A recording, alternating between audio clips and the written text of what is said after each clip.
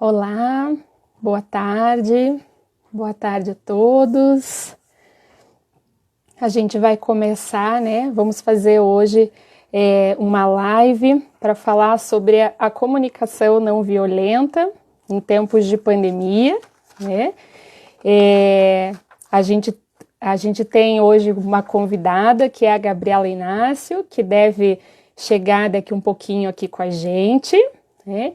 Eu sou a professora Ana Paula Vieser Salvador, eu sou professora. Ó, a Gabi está chegando, só deixa eu autorizar aqui a entrada. Então, eu sou a professora Ana Paula, do Departamento de Psicologia da UFPR, faço parte, né? Olá, Gabi, seja bem-vinda. Obrigada. Estou aqui nos apresentando, né? Então, falando que essa live, né, faz parte do projeto Você Importa, do programa Convida, o FPR, que é um programa institucional vinculado ao gabinete do reitor e que é coordenado pela professora Liz Sobol. E aí a gente está, né, com uma série de programações com o objetivo de acolhimento, de dar orientações e reflexões importantes aí para esse período, né? E aí hoje nós temos então essa live com esse tema que pessoalmente me toca muito, né, que é a comunicação não violenta.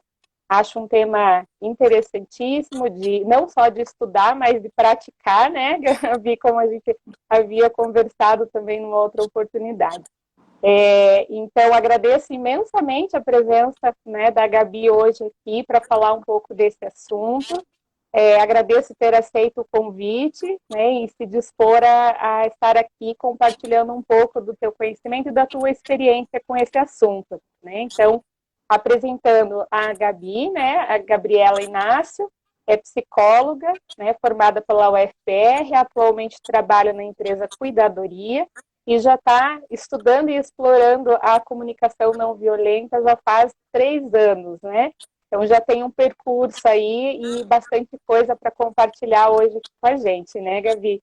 Então, muito obrigada, né? E queria agora te dar um espaço também para se você quiser complementar alguma coisa sobre a sua apresentação e também nos contar um pouquinho sobre como é que você chegou, né, nesse tema, né? Já faz aí um tempo que você está estudando, como é que foi o teu percurso para começar a explorar e a estudar a comunicação não violenta?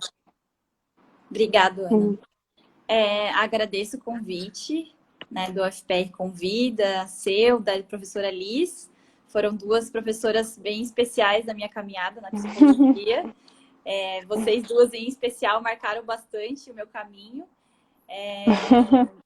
E digo que, para mim, comunicação não violenta é mais um lugar de prática até do que falar dele, né? Até fiquei... Quando ela foi perguntar sobre mini bio, eu falei, o que eu falo, né? Eu sou uma praticante de comunicação não violenta.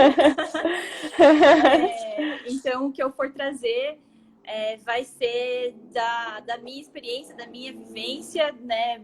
Buscando essa jornada e esse novo olhar.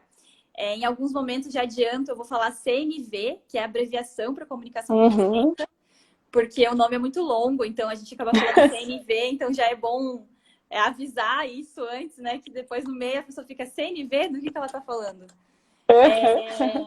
E para mim foi um caminho, na verdade, de autocura.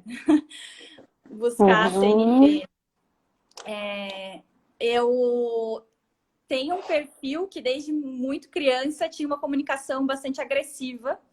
Então, eu via que esse era um ponto muito importante, assim, muito significativo na minha relação com as outras pessoas. E percebia que muitas vezes eu não conseguia comunicar o que eu estava sentindo e o que eu estava pensando. Então, eu estava pensando e sentindo muitas coisas, às vezes até com uma intenção de cuidado, e quando ia para fora, saía completamente errado, assim. E aí eu tinha muito essa sensação durante muitos dias de caramba, mas não era isso que eu queria ter falado, né? Não, a mensagem não foi passada. Então, essa frustração era bastante grande. E foi assim que eu comecei, então, a procurar saber mais. e praticar. Mas vocês também vão ver aí, eu espero passar isso nessa live, que não se trata somente disso, né? A gente vai expandir um pouco aí sobre o que significa violência, né? Eu me identifiquei nesse lugar de uma fala agressiva, mas tem outras pessoas que se colam e que veem a importância da prática da CNV por outros motivos, porque ela serve a todos, né? Ela é uma comunicação que busca autenticidade mais do que tudo, né? Então, foi ali que começou o meu processo, assim, e tem sido desde então, né? Com muitos acertos, com muitos erros, mas sempre valendo a pena, assim, sempre sentindo que eu estou construindo algo muito significativo, caminhando aí com esse olhar. Que legal, né, Gabi? Eu acho que o que você fala mostra, assim, o quanto que é importante quando a gente está falando em termos de comunicação ou aprender formas de se comunicar de uma forma mais saudável ou de uma forma mais efetiva, a gente está falando sobre autoconhecimento, né? Sobre a gente se observar. Não tem como, né? Eu vou aprender ou pegar um recurso, uma estratégia pronta e vou aplicar isso na minha vida, mas não tem como passar por esse processo senão por um processo também de autoconhecimento e autoobservação, que é até algo que você vai falar um pouquinho mais depois, né? Eu queria também só destacar a importância que é a gente abordar, né, um assunto como esse num período tão diferente, atípico como o que estamos vivendo, né, de isolamento físico, né, social com as pessoas que eram do nosso convívio, e muitas vezes de um convívio muito intenso dentro de casa, com pessoas que né, estão adotando as medidas do isolamento social e que ficam muito tempo dentro de casa, numa convivência bastante intensa e com muitos fatores estressores mesmo, né? Que são muitas preocupações em relação à própria doença, em relação ao futuro, em relação a aspectos financeiros, muitas vezes, sobrecarga de trabalho e etc. E aí, com esses muitos estressores, a gente tem pode se potencializar a chance de conflitos dentro da família. E um pouco disso que você mencionou, né, em que as pessoas querem comunicar coisas que são importantes para ela, mas muitas vezes não encontram caminhos de fazer isso de uma forma efetiva ou que venha realmente a solucionar os problemas, né? Às vezes expressa de uma forma que venha a agravar, inclusive, a situação, né? Então, eu queria destacar a importância de falarmos da comunicação não violenta, né, como algo importante para exercitarmos, né, não só nesse período, mas especialmente nesse período em que há muitos estressores e há uma convivência, para muitas famílias, uma convivência bastante intensa, né? Então, com essa introdução, né, eu gostaria então de te dar a palavra para você nos contar um pouco sobre o que é exatamente, né, essa comunicação não violenta, da onde surgiu, enfim, um pouco dessa contextualização sobre por que desse termo, né, comunicação não violenta, para depois a gente ir trazendo para quem está nos assistindo aspectos relevantes do que é possível exercitar em relação a isso, né? Então, te passo a palavra para você nos contar um pouco sobre isso. Legal, Ana, obrigada. Então, a comunicação não violenta, na verdade, a não violência, ela vem de um termo que é bem mais abrangente, né? Que é o movimento de não violência, que foi difundido por Gandhi, por Martin Luther King, como um movimento de ativismo mesmo, né? A não violência como um lugar de compaixão, como um lugar de construir uma cultura de paz. Né? Entendendo que vivemos numa estrutura que ela é violenta, que muitas vezes a gente reproduz essa violência. Então, como cada vez mais a gente pode nos aproximarmos, né, de uma cultura de paz e de construção de pontes. Então, não é um movimento pacifista, ele é um movimento ativo. Ele é um movimento ativo de não violência, né? Entendendo que esse movimento, sim, gera mudanças e gera transformação. Quem esquematizou a comunicação não violenta foi um psicólogo chamado Marshall Rosenberg. Ele foi aluno do Carl Rogers, então tinha ali um pezinho já na psicologia humanista, né, que se aproxima bastante dessa busca por estabelecer empatia, conexão, né, como elo principal, digamos assim, de um trabalho terapêutico. E ele cresceu na cidade de Detroit, nos Estados Unidos, que era muito marcada por problemas raciais, problemas de violência, né, entre a população branca e negra. E ele também, por ser judeu, sofreu violência não só física, mas violências verbais também durante a sua adolescência e juventude, e começou a se instigar o que era essa violência, por que ela existia. E ele tinha uma pergunta, né, que ele se fazia, que era como que a gente se mantém em um lugar compassivo, mesmo em circunstâncias bastante ruins. E aí, nesses estudos sobre violência, ele percebeu como a linguagem era um lugar bastante crucial. E aí ele empresta esse nome não violência, que foi do Gandhi mesmo, que vem do sânscrito ahimsa, que significa não gerar nenhum sofrimento ao que vive, não causar mal. Então, é uma busca por esse estado de compassividade mesmo. Então, não significa concordar com o outro, não significa baixar a cabeça para o outro, significa buscar esse lugar de compaixão, de buscar entender o outro mesmo que eu não concorde com ele. Então, ele que organiza, digamos assim, ele sistematiza o que seria uma comunicação que vá para esse sentido, assim, né? Que elementos compõem essa linguagem, essa comunicação. Que histórico interessante, né? E, de novo, do processo de autoconhecimento, de ele desenvolver toda uma sistematização em relação a isso, a partir também da história dele, né? Da história pessoal, e de tentar desenvolver recursos pessoais para lidar com algo que foi difícil também, né? Da vida dele. E você mencionou, então, essa questão da não violência, né? Você poderia falar um pouco mais sobre o que significa, então, o que é ser violento, o que não é ser violento? Sim, claro. Eu acho que um primeiro ponto é dizer que a violência não se trata apenas de violência física, né? Quando a gente fala de violência na CNV, a gente não está falando de duas pessoas brigando ou saindo no tapa, ou de uma guerra, né? Que é o lugar extremado, digamos assim, da violência. Acho que o primeiro passo é reconhecer que nós todos temos uma violência dentro de nós, que a gente vive numa sociedade que é violenta.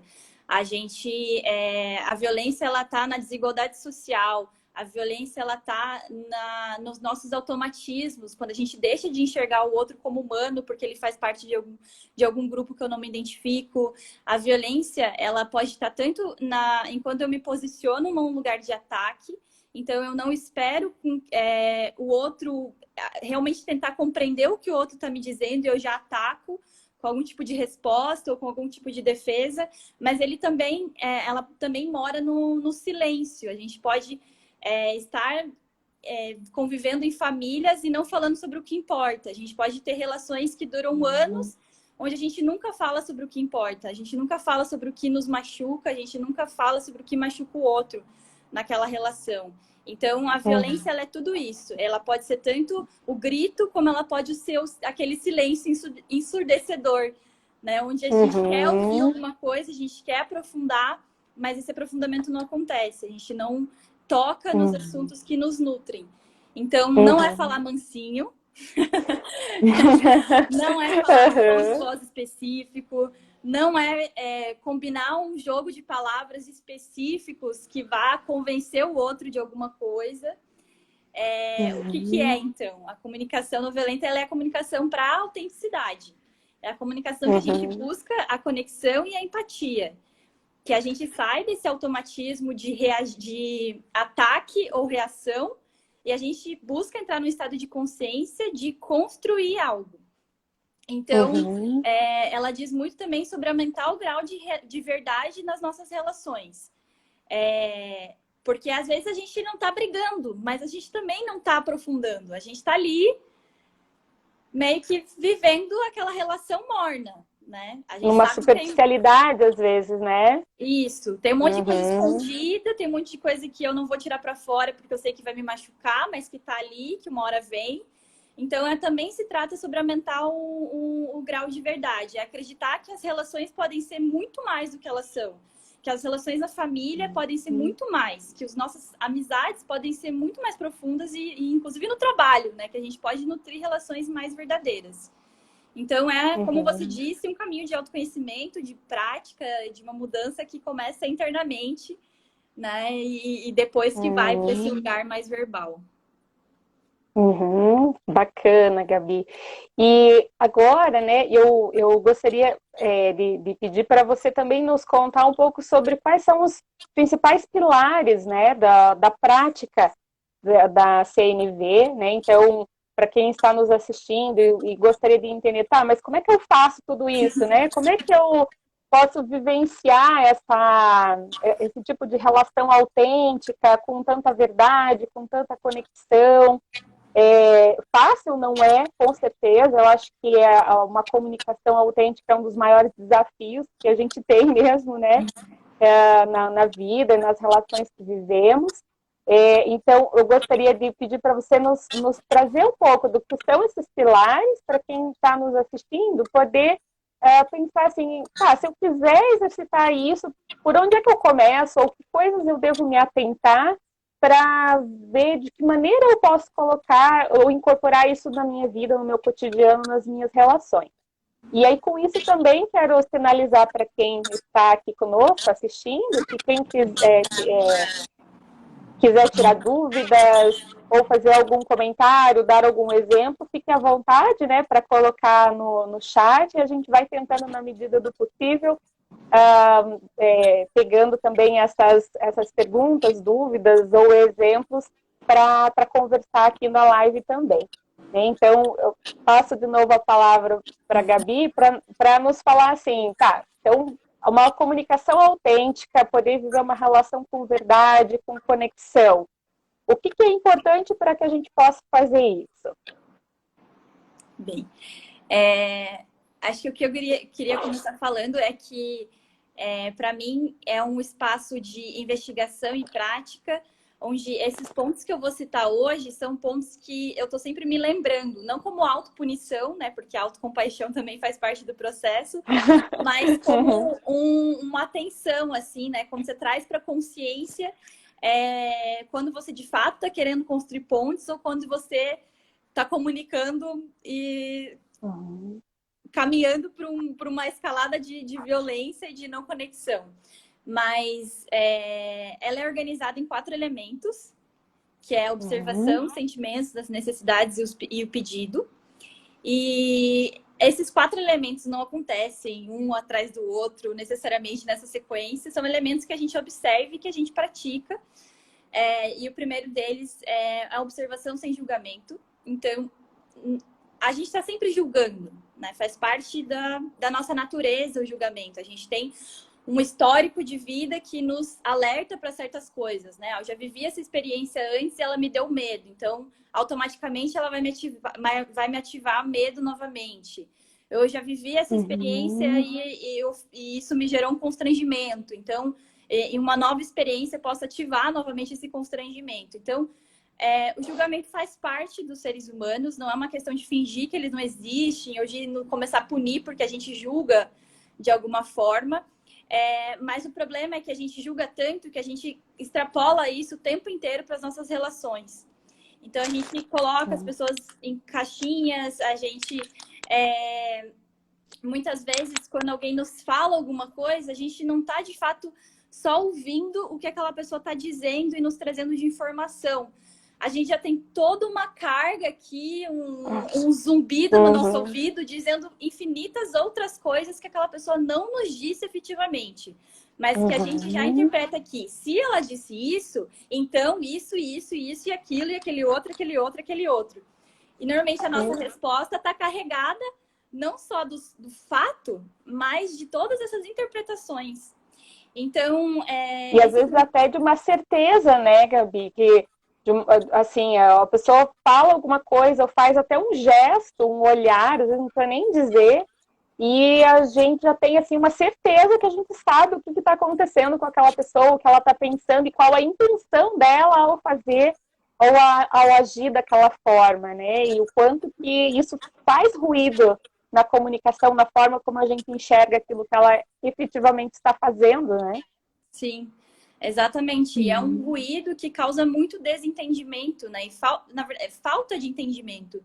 Então, às vezes, o conflito ele nasce, na verdade, de uma falta de entendimento total, né? Uma pessoa tá vindo com tá frustrada por causa de alguma coisa e a outra por outra completamente diferente, e elas acham que estão falando a mesma coisa, mas em essência não estão. Então, observação sem julgamento sim, vamos continuar julgando, a gente vai continuar com esses zumbidos no nosso ouvido muitas vezes, né? Ele não vai passar necessariamente, mas é conseguir separar. Então, quando alguém me traz uma informação, o que ela está me dizendo? Ela me disse, olha, Gabriela, mais tarde a gente precisa conversar. Ponto final. Foi isso que ela me disse. Ela não me disse outra coisa. Eu não sei sobre o que é esse assunto. Se ela tá brava, se ela tá triste, se ela tá angustiada, eu não sei, né? Então, o que eu posso já criar em cima disso? E a gente tá sempre criando muitas historinhas que só acontecem dentro da nossa cabeça e que não efetivamente aconteceram. Então, eu vou trazer uma situação para exemplificar que eu vivi com uma amiga. A gente estava conversando e aí, de repente, ela criticou um projeto, ela falou meio que com desdém, assim, sobre um determinado projeto de trabalho.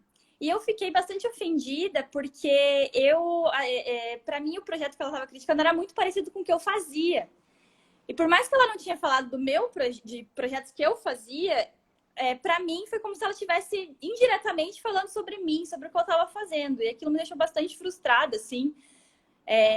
Fiquei com uma irritação, assim mesmo, na hora da conversa, assim, né? Dela ter criticado e ela, beleza, não era sobre o meu, mas é muito parecido com o que eu faço. Tipo, o que você tá querendo dizer com isso? E aí, eu fui conversar com ela. Não nesse momento, naquele momento me gerou muita irritação mesmo, preferi não falar. Em outro momento eu fui conversar sobre isso. E foi uma conversa que foi para um caminho completamente diferente, porque ela me disse que, na verdade, ela tinha falado com um desdém desse projeto, porque ela imaginava que o meu padrão de qualidade era mais alto, e aí ela não queria ficar por baixo na conversa. Então, ela resolveu dar uma criticada, assim, nesse outro projeto para a gente estar em pé de igualdade naquela conversa. Porque a imagem que ela tinha de mim era de que aquele tipo de atividade, de ação, né, que, não sei, que os meus projetos eram melhores, alguma coisa nesse sentido. Então, olha que interessante. Eu fui para um caminho de que poderia... do que eu tinha ouvido dela, parecia ser algo como se ela não valorizasse de algum jeito o que eu fazia. E, na verdade, era o contrário. Ela valorizava o que eu fazia. E ela se sentia frustrada, em certa medida, porque queria acompanhar a conversa. Então, se a gente não tivesse tido essa conversa, eu poderia ter guardado esse sentimento ruim. E ela também guardasse, né, esse sentimento de que, poxa vida, mas a Gabriela, não sei o que lá, faz projeto, sei lá o quê. Então, essa é uma situação de como que traz para essa prática da observação, que é o que eu falo de checagem. É uma prática básica. E que eu comecei a fazer e que parece muito simples, mas você disse isso mesmo? Eu entendi que você disse isso. Foi isso que você disse?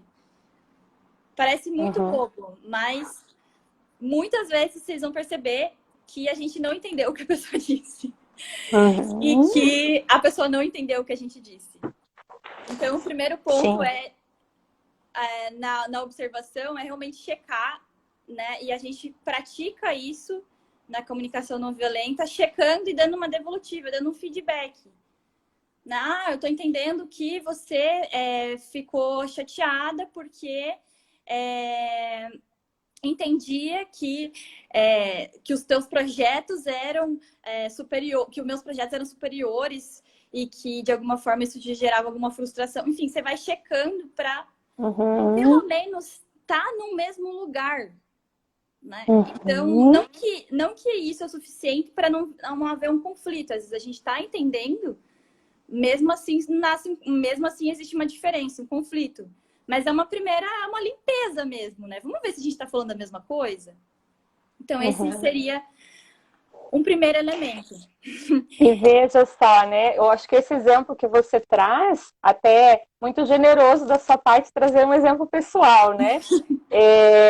Mas me faz pensar assim, o quanto esse tipo de situação é tão frequente na vida das pessoas, né? Muito, muito frequente. Acho que é uma coisa que a gente vive quase que constantemente quando a gente está em relação com o outro, né? De o outro fala uma coisa, aquilo me desperta, e às vezes, né, a interpretação minha vai por um outro caminho que é diferente do que aquela pessoa quis transmitir realmente. Então, acho que é uma coisa bem frequente, e o teu exemplo me fez pensar de inúmeras situações em família, em casais, né, de que um está esperando uma coisa, o outro faz outra, e aí isso pode gerar algo muito semelhante com o exemplo que você acabou de trazer, e fiquei pensando também na relação entre pais e filhos, né? E aí, com isso, também vou aproveitar e dar um exemplozinho bem rápido aqui, né? Na relação com o meu filho. Eu tenho um filho de 3 aninhos, 3 anos e 3 meses. E, às vezes, né, ele faz aí alguma coisa que a gente precisa chamar a atenção, explicar, olha, isso não pode e tal. E isso que você falou da checagem, né, que eu acho que é fundamental, houve uma situação um dia que eu chamei a atenção dele e expliquei, olha, isso não pode, blá, blá, blá, falei, né, um monte de coisa ali para ele. E quando terminou, eu perguntei para ele, você entendeu o que a mamãe falou? O que não pode fazer? E ele me respondeu uma coisa completamente diferente. E eu fiquei com aquela cara assim, ele não entendeu nada do que eu falei, né? Eu pequenininha, eu achando aqui que eu tô dando lição de moral nele, que ele vai entender tudo que eu tô falando. E aí, de repente, numa outra oportunidade, ele vai lá e faz de novo aquilo que eu chamei a atenção, e eu vou me ressentir porque ele não tá me atendendo, quando na verdade ele não me entendeu, né? Então, eu acho que essa checagem que você está falando, ela é fundamental, né? E em todos os tipos de relação de amizade, entre pais e filhos, entre casais, né? E, enfim, como a minha área de estudo é a relação entre pais e filhos, eu acabo olhando muito para esses exemplos, né? Mas o quanto que, quando você está querendo ensinar ou passar alguma coisa para uma criança, e você pressupõe que aquilo ali, às vezes, é até meio óbvio, que ele já devia saber, que ele já devia estar fazendo,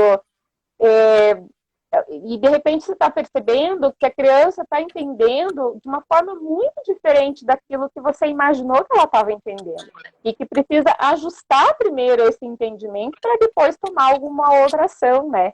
Então, eu queria dar esse destaque do quanto que essa checagem, né, que você traz aí né, como uma prática importante da CNV, né, conseguir observar o que está acontecendo e checar com o outro o que realmente está acontecendo como algo realmente fundamental. Então, é mais um destaque aqui.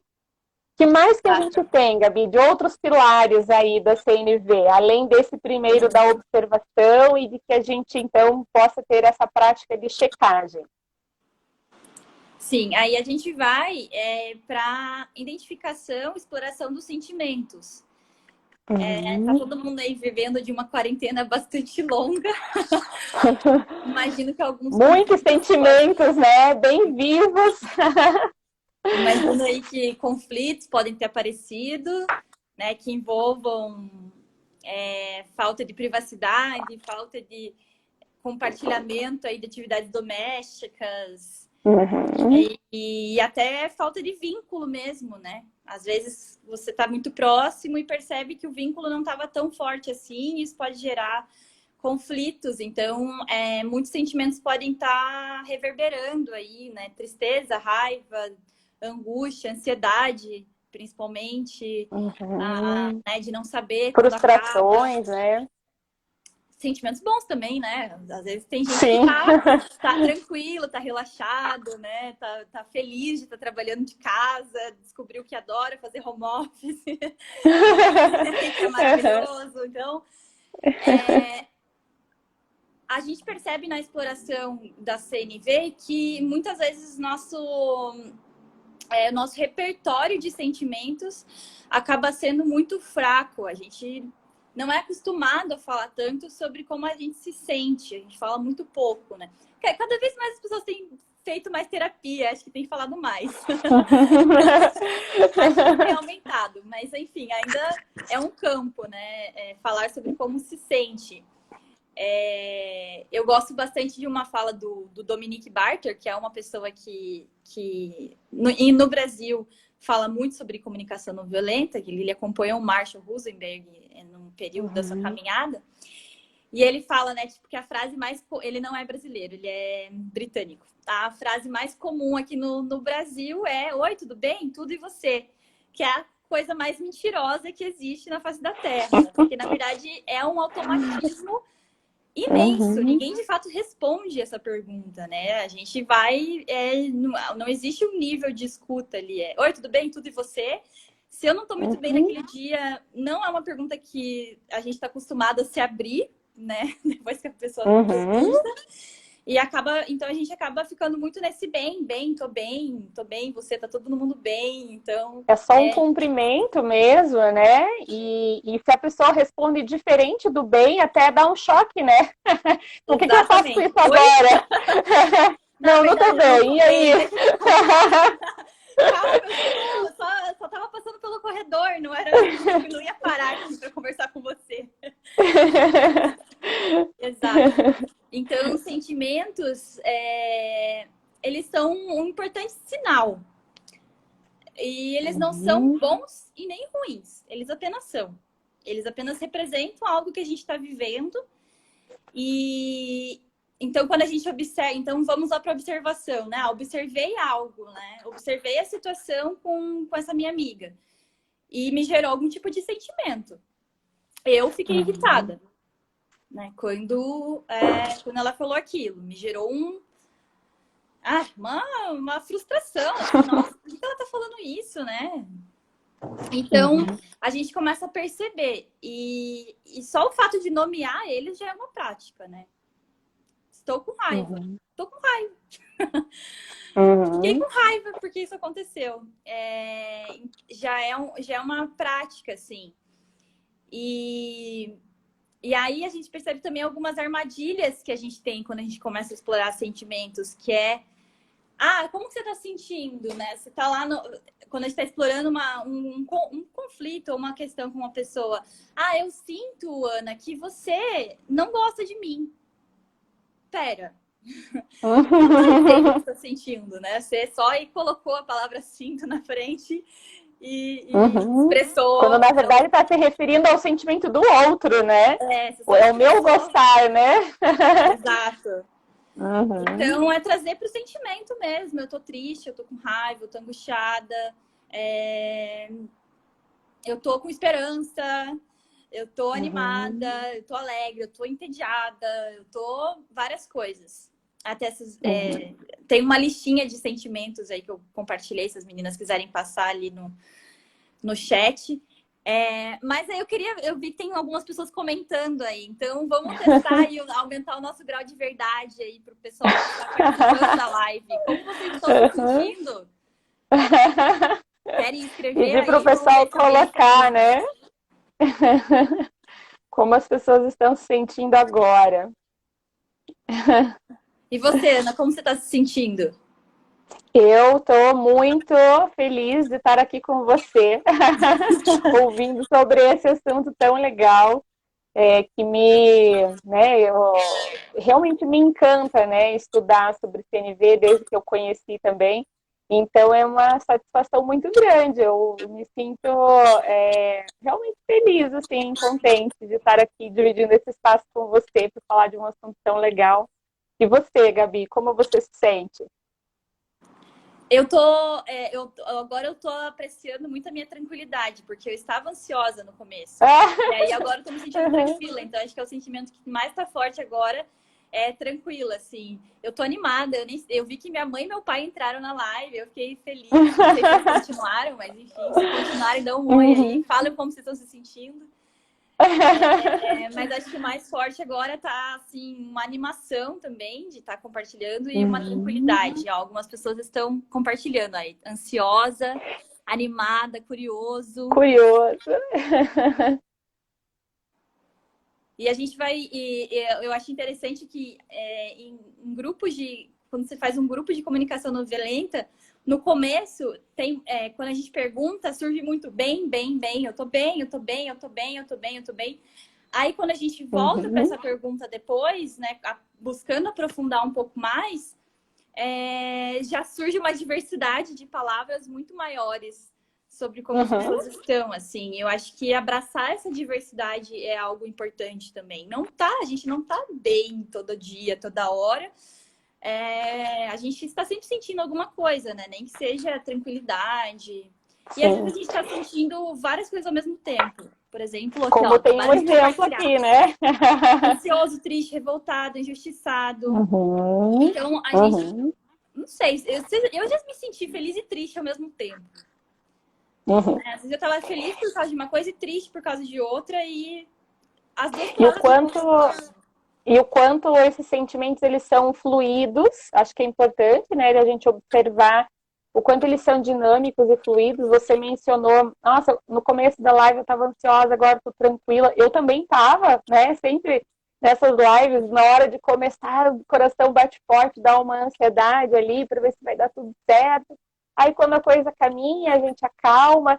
Então, elas são fluidas, elas vão mudando, são sentimentos, né, que vão se alterando a depender, né, de coisas que vão acontecendo à nossa volta. Então é importante que a gente possa observar essa fluidez também, né, de eu tô com uma emoção agora, mas daqui um pouco ela passa, daqui um pouco ela vem de novo, às vezes vem mais intensa, às vezes vem menos intensa. E a gente vai observando e reconhecendo como isso acontece com a gente, né? E uma coisa que você mencionou e que eu acho que também vale a pena destacar do cuidado que a gente precisa ter em não julgar aquilo que a gente sente, né? Você falou, o sentimento, ele não é bom nem ruim, ele acontece, né? E eu já vi muitas situações de pessoas que sinalizam algum tipo de sentimento negativo, por exemplo. Ah, eu tô com muita raiva, ou eu tô muito triste, muito frustrada, e de já em seguida haver um julgamento sobre isso, né? De como se eu não pudesse me autorizar a sentir aquilo. Algo do tipo assim, sentir raiva é errado, eu não posso sentir raiva. Então, se eu estou sentindo raiva, é porque tem alguma coisa de errado comigo. E aí começa um fluxo, às vezes, de auto-julgamento em relação àquele sentir, que acaba não ajudando e acaba gerando até um sofrimento adicional para a pessoa, né? Então, acho que você está trazendo, né, desse reconhecimento das emoções, é algo fundamental, que é identificar sem julgar, então, o que é esse sentir, e tentar identificar o que esse sentir está sinalizando, né? O que ele está mostrando de mim, né? E se eu estou irritada, se eu estou com raiva, o que está acontecendo, né? E que daí eu acho que já vem, já engata até com outro pilar importante aí do CNV, né? Que é se esse sentimento ele está justamente dando sinais de algo que não está sendo atendido na minha vida e que merece uma atenção, que eu preciso olhar para isso com cuidado e entender mesmo o que está se passando, né, Gabi?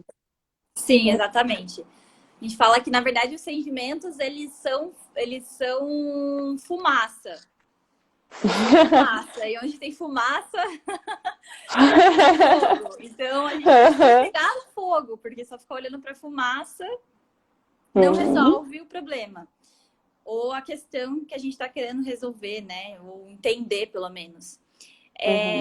Então, como eu trouxe, não são ruins, não são bons, eles são a expressão de algo. Antes de eu chegar nesse terceiro elemento, que são as necessidades, né? Que os sentimentos são a expressão de necessidades atendidas ou não. Eu só lembrei de um ponto que você que lembrou da tua fala, que a CNV ela pode ser vista de 3 perspectivas: intrapessoal, interpessoal e sistêmica. Então, a gente, intrapessoal, está olhando para os nossos sentimentos, está observando nessa busca de autoconhecimento mesmo, né? Então, eu estou entendendo como que eu, Gabriela, estou me sentindo, como que sentimentos isso se revela, quais são as necessidades por trás desse sentimento. No interpessoal, eu já estou buscando um esforço, né? Estou aqui numa relação com a Ana, tentando entender que sentimento revela na Ana também essa situação que a gente viveu. Quais são as necessidades para ela não atendida. Então, a gente está buscando uma troca, um elo entre a gente. E sistêmico é pensar realmente em relações sistêmicas, organizações, uma família, né, que trabalhe esses temas, né, uma organização, ter uma visão mais ampliada mesmo de desigualdades, de como que a gente muda o nosso modus operandi de uma competição para uma colaboração. Então, ela tem esses 3 níveis aqui. Claro que aqui a gente vai focar no intra e no inter. Porque mesmo as mudanças sistêmicas começam por nós, né? Então, então aí voltando, né? A gente tem esses sentimentos que eles de alguma forma sinalizam alguma coisa. E aí a gente tem as necessidades, que é o fogo, né? As necessidades são valores, é aquilo que não cessa. É aquilo que... Eu não vou chegar um dia e falar assim, eu tive amor bastante suficiente na minha vida e agora eu não preciso mais, tá ok. Podem cessar de me oferecer amor que eu não quero mais. Tipo assim, meu pote já tá cheio, eu não preciso mais disso. Exato. Gente, olha, com 27 anos, eu já comi bastante nesses 27 anos, então não me deem mais comida, porque eu não preciso mais. Então vai desde esse lugar mais natural mesmo até nossos outros valores. Então, se o pessoal aí do chat quiser compartilhar também, a pergunta é o que importa para vocês? O que é mais importante em palavras? O que é aquilo que não cessa? O que para você é muito importante, muito fundamental? E a Ana, se quiser compartilhar também, para mim, o que mais importa e mais fundamental é afeto. Afeto e conexão com outras pessoas é o que mais importa para mim. E para você, Gabi? Para mim são várias coisas: família, liberdade, são valores. Porque liberdade no momento tá difícil, né? Sim, né? Mas se a gente expandir, liberdade pode ser em qualquer lugar, né? Tem pessoas talvez presas, se sentindo livres. Mas me sentir livre de alguma forma, né? Sentir que eu tô ali na rota. Então, liberdade, afeto, profundidade, desenvolvimento, né? Sentir que estou indo aí para... De alguma forma, eu me sinto desenvolvendo autoconhecimento. Então, são valores e necessidades. E o pessoal não compartilhou ainda, mas se alguém quiser escrever aí estão pensando, eu acho.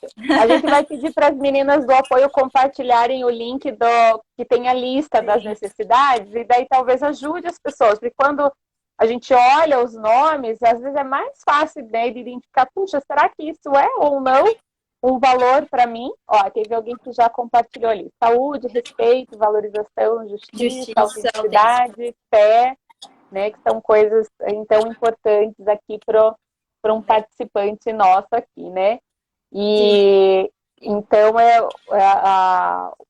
eu não sei se as meninas já colocaram, né, mas acabaram de colocar aqui, né? Então, para quem está nos assistindo, tem tanto uma lista, né, de necessidades, de necessidades e de sentimentos. E depois, como esse vídeo vai ficar gravado, quem for assistir depois e não tiver acesso ao link aqui do chat, pode procurar também na internet, né, lista de sentimentos e necessidades da CNV. Eu acho que até encontra com facilidade, porque eu acredito bastante em que as pessoas olhando esses nomes podem ter aí um exercício de autoconhecimento e de identificar, né, o que realmente importa para si, o que é tão valoroso e que ela, né, gostaria de viver buscando de alguma forma a coerência com aquele valor, né? Exatamente. Acha-se facinho essas listas aí, porque é bom para aumentar esse repertório, trazer para a consciência, assim. Marshall, sobre necessidades, ele tem uma frase que eu gosto muito, que é violência é a resposta trágica de uma necessidade não atendida. Então, indo para um lugar sistêmico, né? Qual que é o impacto de uma pessoa que está com fome? Qual que é o impacto de uma pessoa que não tem moradia, que está com a sua necessidade de abrigo, de segurança comprometido? E para as nossas relações interpessoais, essas necessidades ali do nosso do dia a dia, que muitas vezes a gente não está sendo nutrida, e qual que é o impacto na nossa violência, que pode, que não necessariamente vai ser que a gente vai brigar com outra pessoa, mas a gente vai pode estar violentando ou se violentando. Então, olhar para essas necessidades é importante para entender os nossos sentimentos. E essas necessidades, elas são universais, né? Todo mundo, de alguma forma, precisa delas. E sente a necessidade. É o que nos torna humanos, né? Os sentimentos e as necessidades é o que faz a gente ser humano. Então, quanto mais a gente consegue aproximar a nossa comunicação e a nossa fala desses princípios, mais a gente consegue tocar o outro e chegar em algo que é comum no outro. Porque quando eu consigo reconhecer o que eu sinto, e quando eu consigo reconhecer que necessidade talvez não está sendo atendida por essa outra pessoa, e quando eu consigo comunicar isso, aumenta a chance dessa pessoa se reconhecer na minha fala. Porque ela também sabe o que é se sentir triste, ela também sabe o que é se sentir frustrada, ela se identifica com isso, e ela, muito provavelmente, também se identifica com essa necessidade que eu estou falando. Isso é importante para você? Poxa, mas é importante para mim. Então, se eu não estou cuidando de algo que também é importante para mim, eu presto atenção, né? Ali aumenta um sinal. Isso que a gente fala que é um movimento de empatia e de compaixão. Se colocar nesse lugar de buscar construir essa ponte com a outra pessoa. E tenho experimentado, e assim como outras pessoas que praticam a CNV têm experimentado, que quanto mais a gente consegue trazer esses elementos para a nossa linguagem, expressar como a gente se sente verdadeiramente e expressar os nossos valores e o que está sendo ou não atendido, mais a pessoa de fato se conecta e a gente também se abre para entender o que é importante para ela, o que pode ou não estar sendo atendido nessa relação. E a gente começa um diálogo efetivamente, né? Porque muitas vezes a gente está em 2 monólogos achando que a gente está em um diálogo. E comunicação não é falar. Como às vezes a gente pode interpretar, né? Eu estou comunicando quando eu estou falando. Não, eu estou comunicando quando eu estou falando e alguém está escutando. E quando eu estou escutando e eu estou falando. É uma troca, né? Ela só existe porque tem um receptor. E isso que faz ser um diálogo. Então, a comunicação significa saber ouvir também e observar o outro, né? De alguma forma tentar, e que tem a ver com a empatia, esse olhar em relação ao sentimento e à necessidade do outro também, né? Sim, exatamente. A gente não pode parar só na gente, né? Uma busca por entender o outro, para expressar melhor como a gente se sente, mas também por buscar entender o outro. Como ele também percebe a situação e se sente. Porque muitas vezes a gente entra em umas conversas, se a gente parar para pensar mesmo, se a gente trazer isso para nossa consciência, a gente vai perceber que a gente inicia certos diálogos não querendo construir nada. Internamente, a gente só está querendo convencer o outro. A gente não está querendo também ouvir o que ele tem para dizer. Então, como que assim sai desse lugar e vai para uma efetiva construção?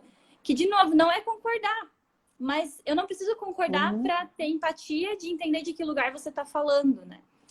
Então, trazendo... Vou retomar o caso lá que eu citei da minha amiga. Nós duas tínhamos uma necessidade de reconhecimento e de apreciação na situação. As duas estavam vivendo a mesma... sentindo falta da mesma necessidade de apreciação e de reconhecer a outra como alguém potente, que faz coisas legais. E nós duas estávamos nos sentindo frustradas por não estar tendo essa necessidade atendida, esse valor. E de fato a gente depois teve essa conversa e se apreciou e falou, não, na verdade é muito legal o que você faz. Né? Eu acho muito interessante como você trabalha. Enfim, é um exemplo simples, mas que mostra uma situação que poderia não ter tido solução nenhuma.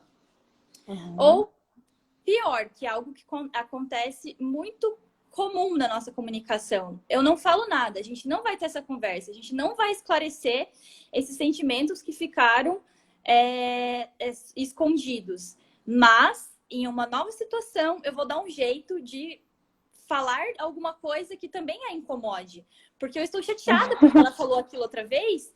Então, numa situação completamente diferente que aquela, eu vou dar um jeito de dar uma alfinetada nela para falar, de querer dar o troco. Num movimento completamente individual, onde a outra pessoa nem sabe que eu estou fazendo isso. E às vezes nem eu sei. A gente não sabe que faz isso. Mas a gente começa a usar de ironia, de sarcasmo, para dar devolutivas de situações passadas ou de situações... E que o outro sequer imagina o que a gente está pensando, né? É isso que a gente fala de escalada de violência, porque você está numa escalada de desconstrução e de perda de vínculo.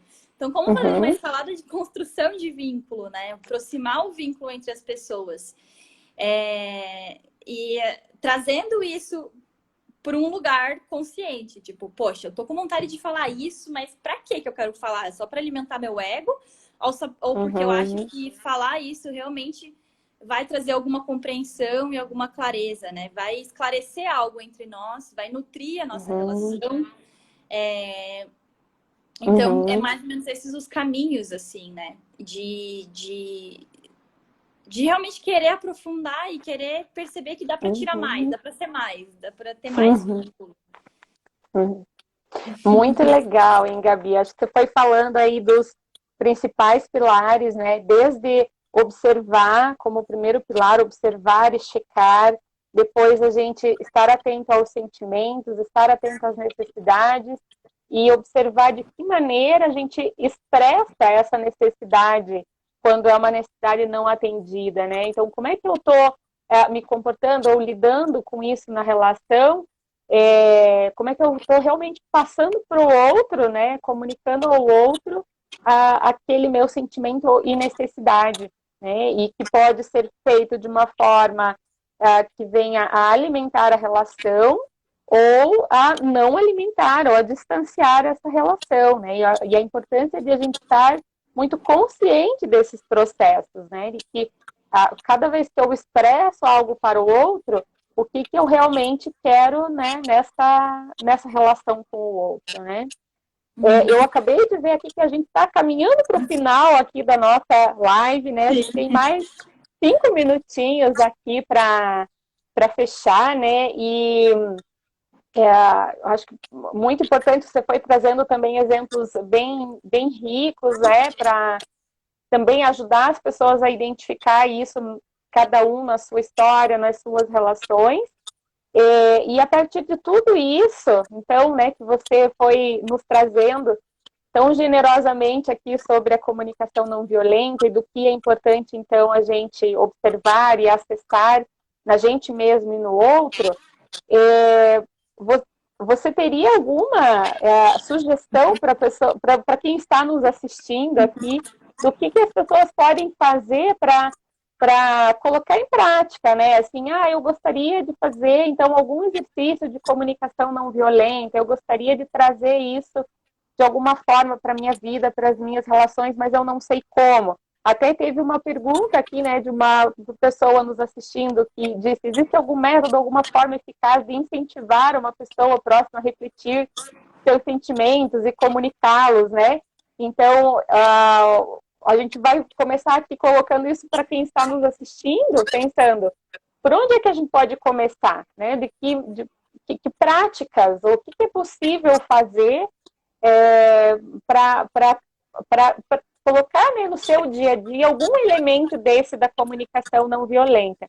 Então, eu vou passar a palavra de novo para essa finalização da nossa live, né, para a gente já ir concluindo, deixando para quem está nos assistindo algum tipo de tarefa de casa, digamos assim, ou de sugestão de coisas que as pessoas, então, possam fazer para praticar nas suas vidas e nas suas relações a comunicação não violenta. O que você poderia sugerir, então, às pessoas que estão nos acompanhando, Gabi?